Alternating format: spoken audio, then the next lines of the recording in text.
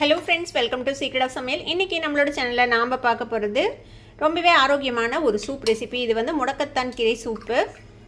இந்த சூப்பு வந்துட்டு வாதம் இருக்கிறவங்களுக்கு, அப்புறம் கபம் இருக்கிறவங்களுக்கு, அதாவது சளி பிடிச்சிருக்குது இல்லை ஃபீவர் இருக்குது அந்த மாதிரி இருக்கிறவங்களுக்கும் இது கேட்கும். முட்டி வலி, முழங்கால் வலி அதெல்லாம் இருக்குதுல்ல, அந்த மாதிரி இருக்கிறவங்களுக்கும் இது வந்து கேட்கும். லேசான ஒரு கசப்பு சுவையோடு இருக்கும் இந்த சூப்பு. ஆனால் ரொம்ப ரொம்ப நல்லது. குடிச்சிங்கன்னா வாரத்துக்கு ஒரு 2 தடவை இந்த மாதிரி சூப் வச்சு கொடுத்தீங்கன்னா பெரியவங்களுக்கு வந்து ரொம்பவே நல்லது. இந்த மூட்டுக்கு மூட்டு வலிக்குது அந்த மாதிரி சொல்லுவாங்கள்ல, ஜாயிண்ட் பெயின்லாம் இருக்கும்ல, அவங்களுக்கு வந்து இது ரொம்ப ரொம்ப நல்லது. சளி காய்ச்சல் டைம்லேயும் இது வந்து குடிக்கலாம். சளிக்குமே இது வந்து ரொம்ப நல்லது. சரி வாங்க வீடியோக்குள்ளே போயிடலாம். இந்த ஹெல்த்தியான முடக்கத்தான் கீரை சூப் எப்படி செய்யலாம் அப்படின்னு பார்க்கலாம் வாங்க. ஒரு இடிக்கிறத எடுத்துக்கோங்க. இதில் வந்துட்டு ஒரு டீஸ்பூன் அளவுக்கு சீரகம் சேர்த்திக்கலாம். 1 டீஸ்பூன் மிளகுத்தூள் நம்ம மறுபடியும் கூட சேர்த்திக்கலாம் கடைசியாக தேவையான அளவுக்கு. கூடவே 1 டீஸ்பூன் மல்லி விதை.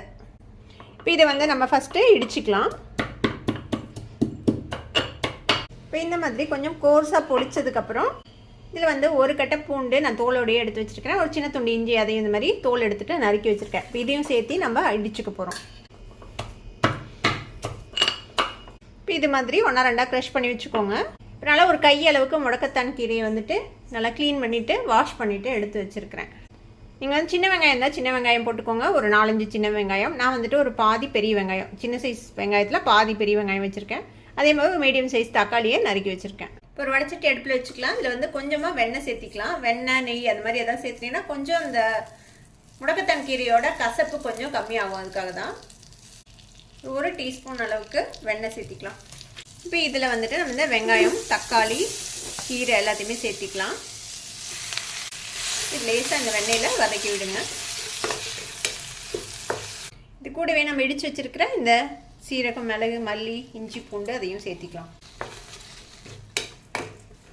இது கூட கொஞ்சமாக மஞ்சள் தூள், 2 சிட்டிக்கு அளவுக்கு மஞ்சள் தூள். லேசாக வதக்கி விட்டு நம்ம வந்து இதில் ஒரு 3 கப் அளவுக்கு தண்ணி சேர்த்திக்க போகிறோம். ஒரு 3 கப் அளவுக்கு நம்ம தண்ணி சேர்த்திட்டோம். உப்பு வந்து இப்போ ஒரு பாதி உப்பு மட்டும் போட்டுக்கலாம். அப்புறமேட்டு டேஸ்ட் பார்த்துட்டு நம்ம உப்பு சேர்த்திக்கலாம் மறுபடியும். இப்போ இதை மூடி போட்டு இது கொதி வந்ததுக்கப்புறம் ஒரு 10 நிமிஷம் நல்லா வேக விட போகிறோம். மீடியம் ஃப்ளேமில் வச்சுட்டு பாருங்கள், நல்லா கொதிக்க ஆரம்பிச்சிருக்குது. இது வந்து இப்படியே வேகணும். நல்லா அந்த கீரையோட சத்து முழுசும் இந்த தண்ணியில் இறங்கணும். ஒரு 10லேருந்து 15 நிமிஷம் நல்லா லோ ஃப்ளேமில் வச்சுட்டு இதை வந்துட்டு நம்ம வேக விட போகிறோம். இதனால் வேகட்டும். அதுக்கப்புறம் நம்ம எடுத்து பார்க்கலாம். ஒரு 12 நிமிஷம் நம்ம சூப் வந்து நல்லா கொதிச்சிருக்கு. ஓப்பன் பண்ணி பார்க்கலாம். கீரையோட சத்து எல்லாமே இந்த தண்ணியில் வந்துட்டு நல்லா இறங்கியிருக்கும். நாம் இதை வந்துட்டு வடிகட்டி குடிக்க போகிறோம். உங்களுக்கு வந்து இப்போ பெரியவங்களாக இருக்கிறீங்க, அந்த கீரையோட சேர்த்து உங்களால் குடிக்க முடியும்னா நீங்கள் அப்படியே குடிச்சிக்கலாம். அப்படி குடிச்சிங்கன்னா ரொம்பவே நல்லது. அந்த கீரையோட ஃபைபரும் சேர்த்து உங்களுக்கு வந்துட்டு கிடைக்கும். இப்போ நம்ம இதை வந்துட்டு வடிகட்டிக்க போகிறோம். ஆஃப் பண்ணிடலாம் அடுப்பை. இப்போ இந்த மாதிரி ஒரு ஸ்ட்ரெயினர் வச்சு நம்ம இந்த சூப்பை வந்துட்டு வடிகட்டிடலாம்.